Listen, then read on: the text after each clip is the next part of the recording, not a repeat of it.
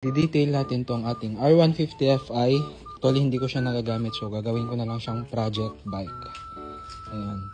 Nalikabukan lang dito. Ayan, may mga watermarks pa. Parating na yung mga pyesa na ito na in-order natin parating. So, by next week siguro bubuin na natin. So, ngayon, ang gagawin natin dito, washingan ko siya tapos papolish natin. Actually, may mga swirl marks na to, mapapansin nyo. So, ilawan natin. May mga konting gas-gas. Ayan. Mapapansin nyo sa ilaw, guys. Ayan.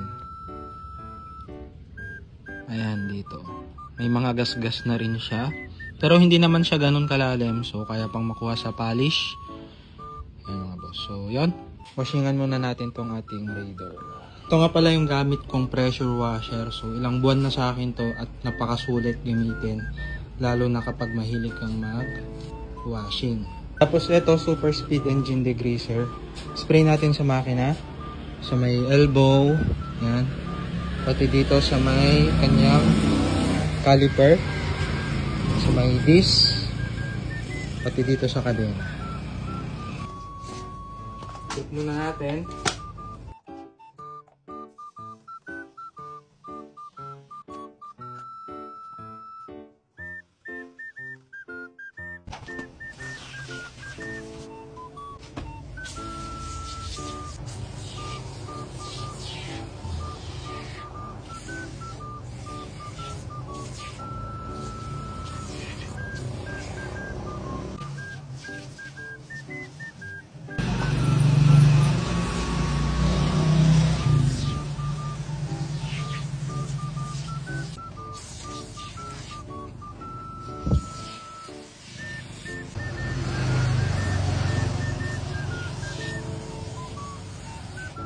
Nababad na natin sa super speed engine degreaser, guys. Yung mga bandang baba niya, to be short. Ngayon, isprayan na natin to ng foam. Ito guys, yung foam cannon natin. So, rekta tayo sa sabon. Hindi na natin siya babanlawan. So, yan. Ito guys, yung foam cannon natin. So, rekta tayo sa sabon. Hindi na natin siya babanlawan. So, yan.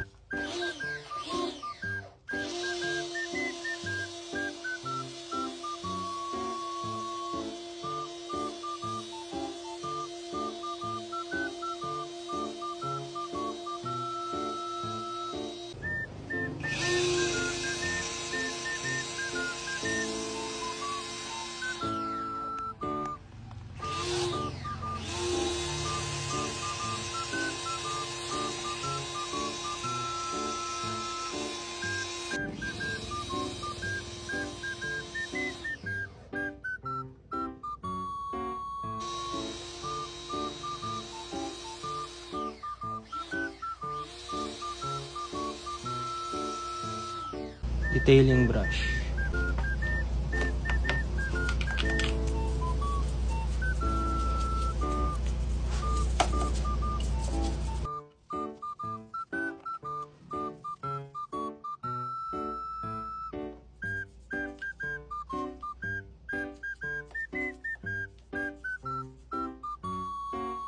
So yun guys, banlaw time na.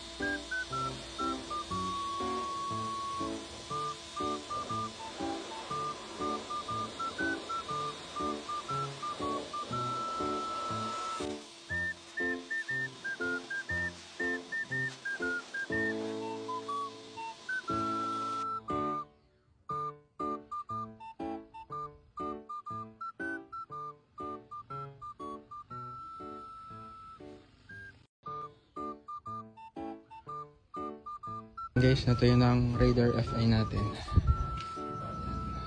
Doon natin siya ibaba. So, pakita ko muna sa inyo yung mga gamit na gagamitin natin. Yan. Ito, rubbing compound ng turtle wax. Then, polishing compound ng turtle wax ulit. Tapos, hindi na natin siya i-flavor kasi wala pa naman ang in-apply na mga ano dyan, na mga any compound or whatsoever. Yan. Yung flavor natin. Then, Mr. Fix na 9H lang na ceramic coating. Then, ito yung pang maintenance natin na Guapo ceramic spray coating. Yun lang yung gagamitin natin dyan. Okay. Tapos, itong ating SPTA na buffing machine. Dalawa kasi ito, meron yung malaki, tapos ito yung maliit. Ito yung gagamitin natin, yung maliit, kasi nga motor siya. Tapos ito yung mga buffing pads natin. So yan, SPTA. Bago natin ipaste yung motor dito, ito yung isang ginagamit kong na panlinis naman, yung gulong, tire foam cleaner. Yan. I-spray muna natin dito, no, mga boss.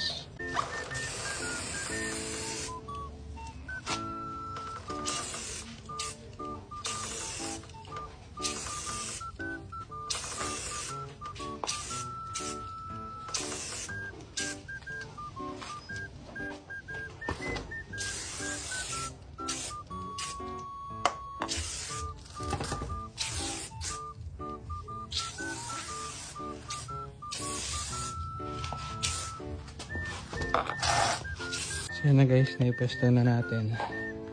So ito yung mga products na gagamitin natin.